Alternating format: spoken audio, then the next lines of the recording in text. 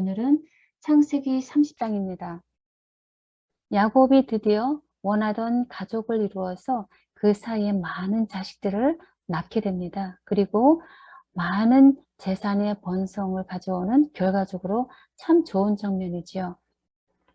그런데 야곱이나 그 아내들에게서 나타나는 여러 허물들, 질투나 경쟁, 시기 등, 그리고 라반과 야곱 사이에 긴장된 관계 등이 아주 적나라하게 나타나지요. 우리는 여기서 죄인 인간들의 보편적인 모습들을 보게 됩니다. 그러나 예수님은 그들 속에 개입하셔서 많은 복을 주시지요. 생명이신 예수님으로 말미암아 결국 야곱으로부터 12지파를 형성하게 되고 많은 재산과 소유의 축복을 주시는 하나님의 신실하심 등이 오늘의 주요 내용입니다. 그리고 오늘 우리가 살펴볼 핵심 포인트는요. 왜 하나님은 라헬에게 뒤늦게야 자식을 허락하셨는가? 그리고 왜 야곱의 인간적인 꾀일지라도 하나님은 여전히 그를 축복하셨는가입니다. 함께 말씀으로 예수님의 은혜를 찾아 발견하면서 감사드리는 시간 되길 소망합니다. 야곱이 집을 떠날 때 아버지 이삭이 한 말이 있죠. 너는 일어나서 밧단 아람으로 가서 너의 외삼촌 라반의 딸 중에서 아내를 취하라 라고 하는 명령을 했지요. 그러면서 함께 하나님의 언약을 축복해 주면서 보냈어요.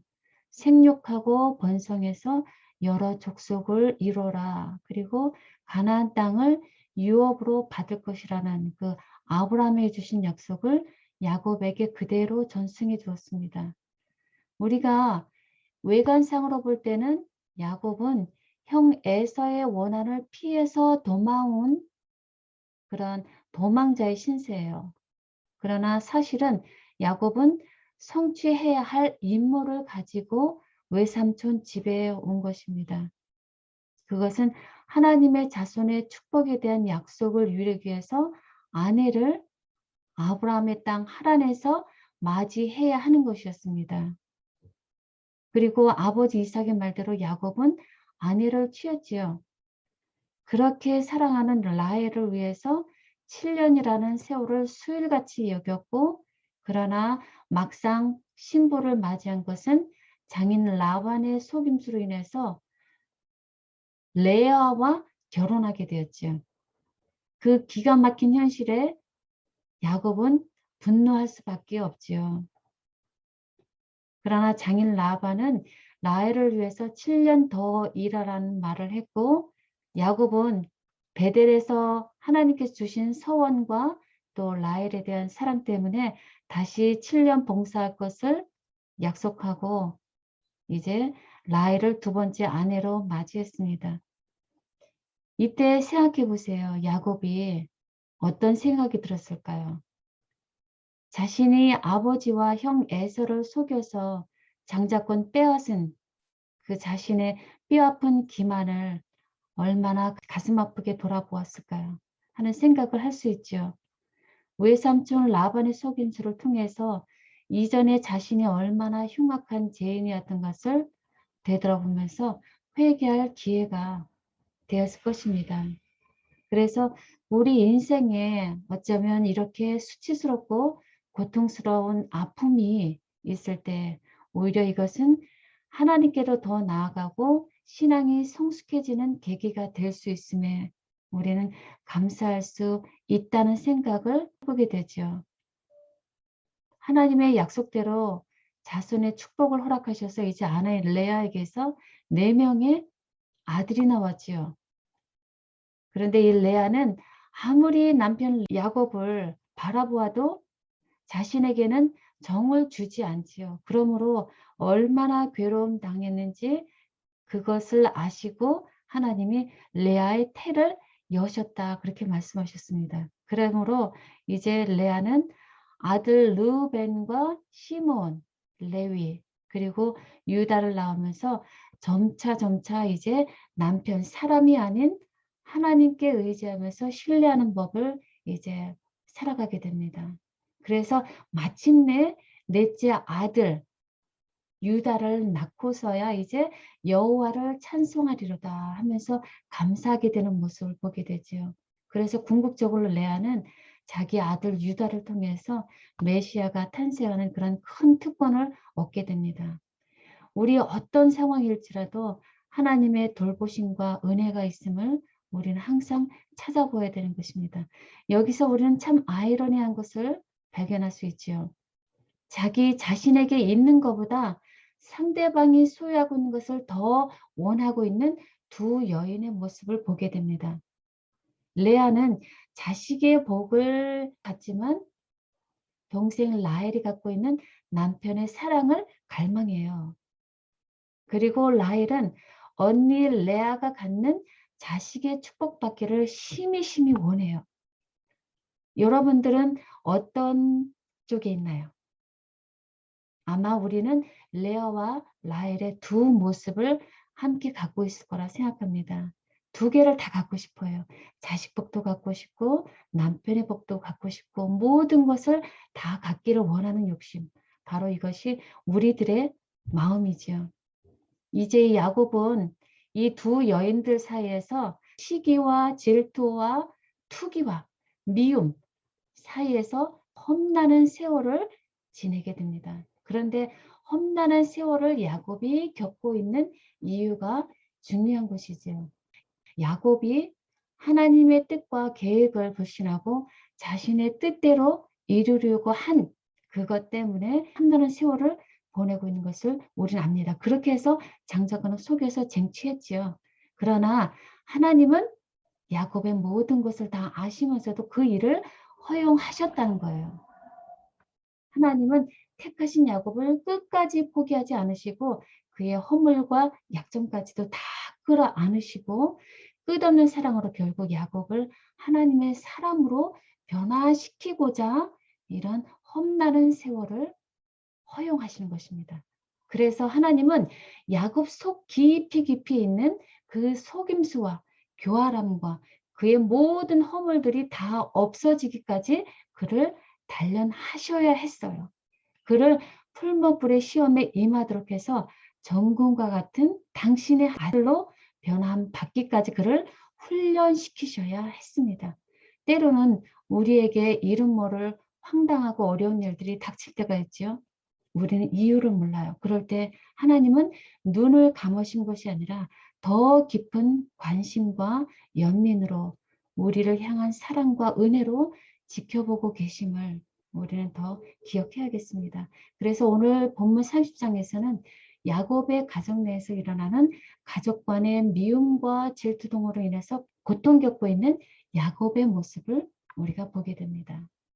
이제 30장 첫 번째 줄을 보면 1절에 보면 아내 라헬이 자기가 야곱에게 아들 낳지 못함을 보고 그 형을 투기하였다라고 합니다. 투기, 질투와 시기라고 합니다. 아이가 없다는 것. 특히 이 당시 히브리 여성들에게서 자식이 없다는 것은 죄의 결과로 간주가 되었고요. 또 하나님이 기뻐하지 않으셨다라는 것으로 여겨졌기 때문에 라헬이 수치와 저주로 여기고 사는 그 마음을 우리는 충분히 이해할 수가 있습니다. 그래서 그는 야곱에게 말하지요. 나로 자식을 낳게 하라. 그렇게 하냐면 내가 죽겠노라 라고 말합니다. 죽겠노라. 그만큼 라헬의 질투의 정도가 어떠했는지를 우리는 짐작할 수 있습니다. 성경에는 시기는 뼈에 썩은 같다라고 말씀합니다. 뼈를 썩게 한다고 해요. 그리고 투기는 음부같이 잔혹하다라고 아가서 8장 6절에도 말씀하고 있습니다. 그만큼 이 시기와 질투는 라헬의 인생을 죽음으로 몰아갈 만큼 강한 것이었습니다. 그런데 이 시기와 질투가 어디서부터 시작이 되었는가 하는 것을 살펴볼 수 있죠. 하늘 조정에서 루시퍼로부터 시작이 되어서 지금 이 지구상의 모든 존재들은 다 이 이기적인 질병에 걸려 있음을 우린 다 아시지요. 이것은 제가 가장 두려워하는 문제이고요. 또 가장 시험에 드는 것도 바로 이 시기와 질투로 인해서 쓰러지는 것입니다. 시도 때도 없이 이 마음속에서 일어나는 이 투기로 인해서 얼마나 우리는 수많은 상처를 주고받고 살아가는지 살펴보길 원합니다. 이에 대답하는 야곱의 모습을 한번 보시죠. 창세기 30장 2절 이렇게 말합니다. 성태치 못하게 하시는 이는 하나님이시니 내가 하나님을 대신하겠느냐라고 대답합니다. 그러나 야곱의 부모 이삭과 리브가가 자식이 없을 때 어떻게 했는지를 한번 돌이켜보고 싶습니다. 이삭은 기도하여서 20년 만에 쌍둥이를 낳았지요. 그리고 뱃속에서 쌍둥이들이 싸울 때 리브가도 하나님께 간구함으로 하나님이 예언으로 답을 주셨지요. 그 외에도 자식이 없었던 여인들 사무엘의 어머니 한나가 있지요. 한나도 정말 간절한 심령으로 하나님께 간구했을 때 사무엘을 얻었지요. 또 침례 요한의 부모 사가랴와 엘리자벳은 어떤가요? 그들도 간절한 기도로서 자식의 응답을 받았지요. 그러므로 우리는 이 야곱의 모습에서 낭만과 쓰라린 가운데 있는 아내 라헬에게 기도로 도움을 구하지 않고 나무라고 있는 남편 된 야곱의 모습을 볼 수 있죠. 이것은 믿음의 부족이지요. 이런 괴로운 중에 처했을 때 하나님께 나아가서 기도로 매달리셨는가요? 아니면 라헬과 야곱처럼 인간의 수단으로 해결하려 하셨는가요? 해결은 오직 하나님께로만 주어짐을 알면서도 제 스스로 해결하려던 많은 기억들이 떠올라서 참 부끄럽습니다. 이제 라헬은 하나님께 간구하는 대신에 다른 계획을 세우지요. 바로 자신의 여종 빌하를 남편에게 주어서 아들을 낳게 해서 자신의 것으로 삼으려고 합니다. 더 놀라운 것은 야곱도 이 죄악적인 라헬의 계획에 동의해서 그 여종에게 들어가서 아들 단과 납달리를 낳았습니다. 그때 라헬이 소리 지르지요. 하나님이 내 억울함을 푸시려고 내 소리를 들으셨다. 내가 형과 크게 경쟁하여 이겼다. 라고 말합니다. 라헬이 말해요. 억울하다. 그리고 내가 크게 언니와 경쟁해서 이겼다. 라고 하는 것이 이 인간의 죄악적인 모습입니다. 그런데 우리는 얼마나 이 라헬이 자식 없어서 슬퍼했는지를 예레미야 31장 15절에서 확인할 수 있습니다. 라마에서 슬퍼해서 통곡하는 소리가 들리니 라헬이 그 자식을 위하여서 애곡하는 것이라 그가 자식이 없으므로 위로받기를 거절하는도다 라고 말하는데요. 물론 예레미야서에서는 유다 자손들이 포로로 잡혀가는 것에 대한 통곡을 나타내는 것이지만 실상은 자식이 없어서 고통당하고 있는 여인의 대표로서 이 라헬을 들고 있습니다. 그러니까 이제 레아도 자신의 시녀 실바를 통해서 또 두 아들 갓과 아셀을 낳게 됩니다. 서로 경쟁을 부추기고 하고 나가는 두 자매, 두 아내의 모습을 여기서 볼 수 있습니다. 그런데 또 하나의 사건이 나타나죠. 바로 레아의 아들 루벤이 들에 나갔다가 합한채라는 것을 주워왔지요. 그것을 라헬이 레아와 협상 끝에 얻어냅니다. 이 합한채라는 것은 불임 치료, 정력 증진제로 쓰인다고 합니다. 그런데 아이러니하게도 그것을 취한 라헬에서 자식이 나온 것이 아니라 그것을 준 레아에게 오히려 아들이 나옵니다. 이것은 생명은 합한 채로 말미암은 것이 아니라 전적인 하나님의 소관임을 다시 한번 우리에게 확인하게 해주신 거죠. 그래서 레아는 연달아서 다섯째 아들 이사갈과 여섯째 아들 스불론을 낳고서요. 마침내 하나님이 내게 후한 선물을 주셨다 하고 하나님을 찬양합니다. 그리고 딸 디나를 낳았습니다. 남편의 사랑을 받지 않아서 정말 괴로움 당하고 있는 한 여인의 기도를 들어주시는 하나님의 자상한 은혜를 우리는 레아의 삶을 통해서 보게 됩니다. 그러나 하나님은 라헬도 잊지 않으셨습니다.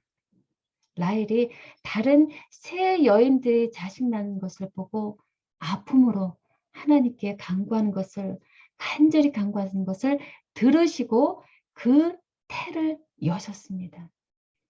그리고 그는 아들을 낳았을 때 라헬은 하나님이 나의 부끄러움을 씻으셨다라고 합니다.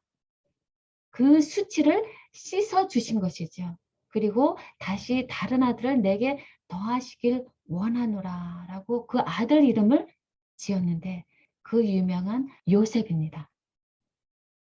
요셉.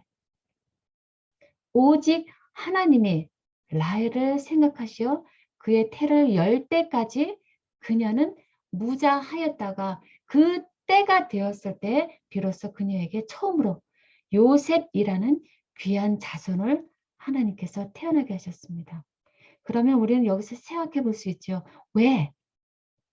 왜 하나님은 라헬에게 이렇게 자식 주신 것을 늦추셨을까요?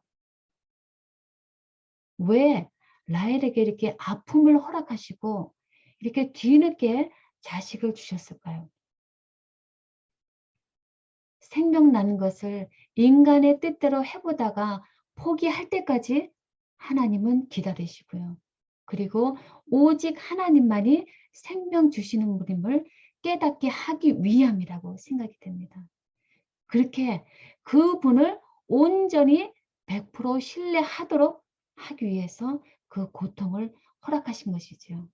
그것이 바로 아브라함의 인생이었고요. 25년을 기다리게 하셨죠. 그런 동안에 참지 못해서 여종 하갈을 통해서 아이를 낳게 하는 그런 실수도 있었지만 하나님은 하나님의 때에 이삭을 낳게 하셨습니다. 그리고 이삭은 어땠나요? 이삭도 20년간 기다리게 하셨고요. 한나도 고통으로 부르짖을 때까지 하나님께 온전히 부르짖을 때까지 기다리게 하셨던 것처럼 라헬에게도 그것을 깨우쳐 주기 위하신 것입니다. 이렇게 해서 결국 야곱은 외삼촌 라반의 집에서 이 타향에서 11명의 아들과 딸 하나를 얻게 되었습니다. 우리 잘 아시는 것처럼 시편 127편 3절에는 자식들은 여호와의 기업이요 태 열매는 그의 상급이로다 하는 말씀을 기억합니다. 야곱 단신으로 왔어요. 타향으로. 그러나 하나님의 은혜로 12명의 자식을 상급으로 얻었습니다. 온전히 하나님으로부터만 주어진 것입니다. 그러나 놀라운 사실은 이런 두 여인의 질투와 경쟁과 갈망 속에서 나온 이 12아들들이 후에 이스라엘 12지파의 조상이 되었다는 것입니다. 이렇게 허물과 죄가 많은 이런 인간들일지라도 하나님은 그들을 계획대로 쓰셔서 하나님의 언약을 이루어 나가시는 것을 우리는 여기서 확인하게 되는 것이죠. 전적인 하나님의 은혜인 것입니다. 지금 우리들이 존재하고 있는 이것도 하나님의 사랑과 은혜로서 하나님의 계획 속에 있는 귀한 존재들임을 우리가 확인하면서 살게 되면 우리 인생이 그만큼 하나님께 감사하는 시간이 될 줄 압니다.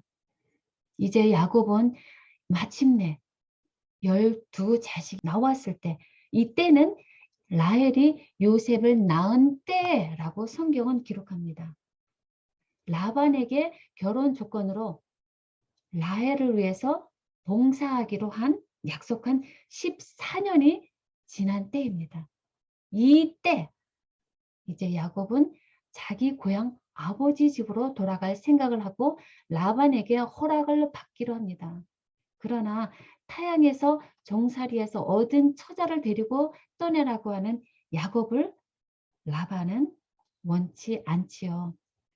왜냐하면 이와 같이 충실한 야곱을 돌려보내기를 원치 않는 이기적인 라반의 모습을 볼 수 있게 되는 거죠. 그래서 라반은 야곱을 인해서 자기가 하나님으로부터 얼마나 큰 복을 받은지를 깨닫고 이제 제안을 하지요. 너에게 품삯을 주겠으니 나에게 더 머물라 라고 제안을 합니다. 그때 이제 야곱은 말해요. 내가 얼마나 성실하게 라반을 위해서 일을 했는지 말하고요. 그리고 말하지요. 내가 외삼촌 집에 왔을 때는 재산이 적었습니다. 그러나 내가 열심히 일한 결과 하나님이 복을 주셔서 이제 이만큼 큰 때를 이루었다라고 말합니다. 그러나 나는 언제 독립해서 내 가정을 꾸리고 재산을 소유할 수 있겠느냐라고 한탄하죠. 12 자식과 4명을 가지고 있습니다. 그때 이 사람은 이곳에 그대로 안주해서 터전을 삼고 살 수도 있죠. 14년 동안 일을 했으므로 이제는 일하면서 배운 이 목축의 경험으로 이제는 자신의 소유를 얼마든지 모을 수 있는 기회, 때가 된 것입니다. 그러나 그는 고향 가나안으로 돌아가고자 합니다. 외삼촌 라반을 위해서 일한 종과 같은 신분에서 이제는 벗어나고 싶어요.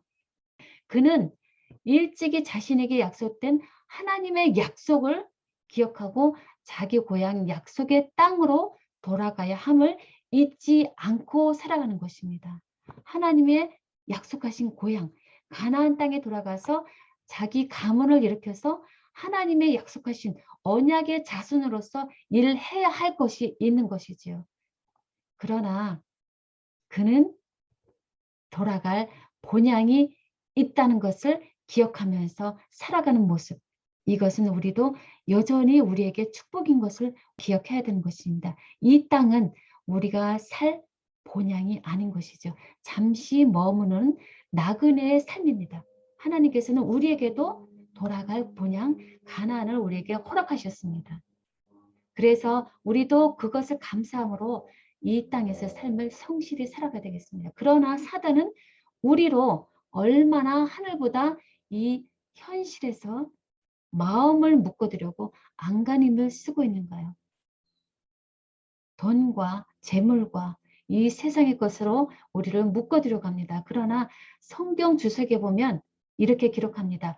라반의 배후에는 악한 자, 곧 가능하면 어떻게든지 야곱을 이 타향에서 묶어둬서 고향 가나안으로 돌아가지 못하도록 그 계획을 좌절하려고 하는 자가 있었다라고 기록합니다. 바로 사단이죠. 그러나 치료봉사 471페이지에는 이렇게 말합니다. 시련과 장애물들은 훈련을 위해서 주님이 택하신 방법이며 성공을 위한 그분의 지정하신 조건들이다 라는 말씀입니다. 지금 야곱에게 이런 시련과 장애물들은 하나님이 택하신 방법이다라는 것이죠.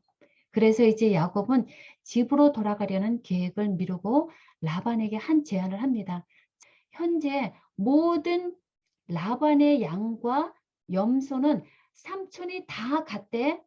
앞으로 태어나게 되는 얼룩무늬 그리고 알록진 그리고 검은 것은 다 내가 갖겠다. 그것을 나에게 달라라는 것이 조건입니다.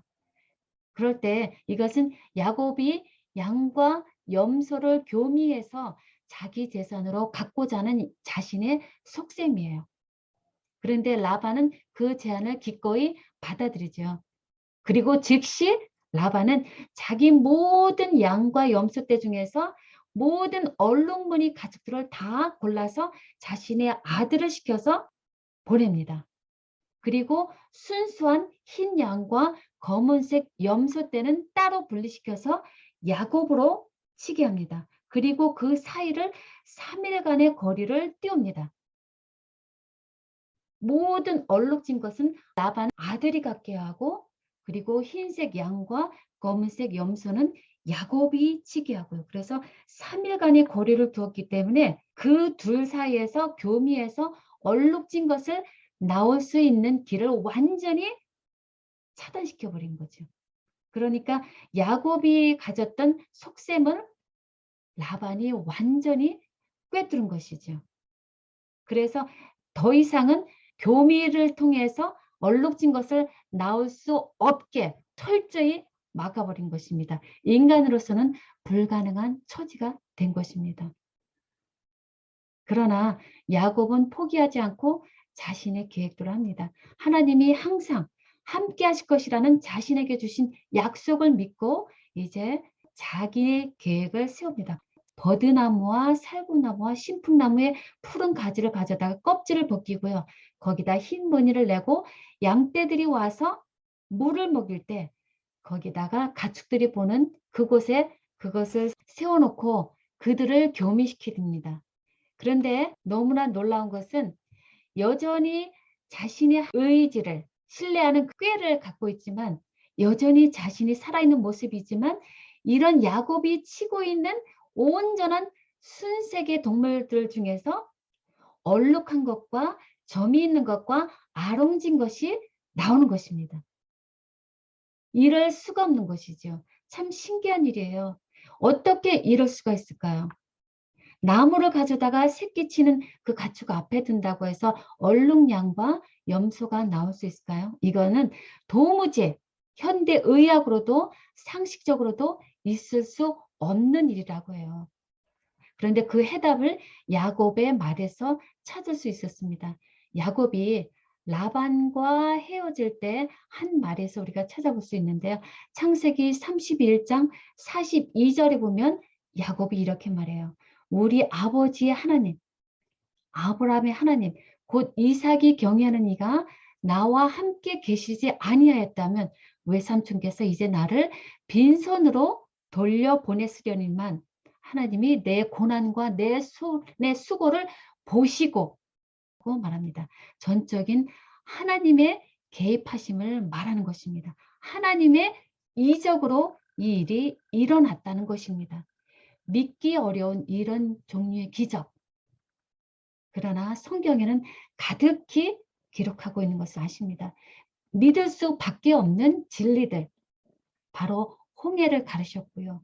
구리뱀을 들어서 독사에 물려 죽어가는 자들에게 해독제를 주는 것이 아니라 장대에다 높이 달아서 구리뱀을 쳐다보면 살아난다고 하는 이런 믿기 어려운 이적들이 바로 하나님께서 우리들에게 수없이 주시는 하나님의 방법인 것입니다.